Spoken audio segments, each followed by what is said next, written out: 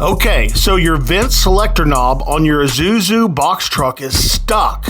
You can't put it in the defrost position, or maybe it's stuck in another spot. There's a reason why.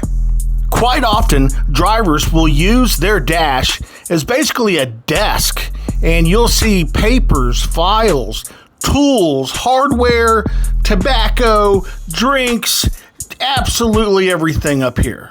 And all it takes is one little thing to drop through right there, and then bang, you don't have any defrost.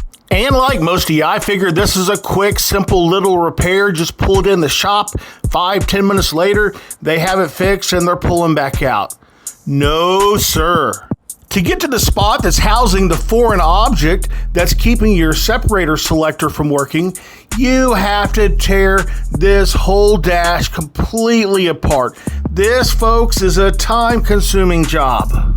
Eventually, you get the dash so torn down that you get out the little magnet on a stick thing so you can go in deeper and start fishing for whatever this foreign object is, and hopefully it's not a plastic ink pen. So eventually, we did find it with the magnet. It's this little lock screw thing. Now, this is not a screw from the ISUZU, so nothing from the dash came apart and fell down in there. This type of hardware is not on the truck at all, from the factory anyways. So somebody dropped it there, and that was the cause of our problem.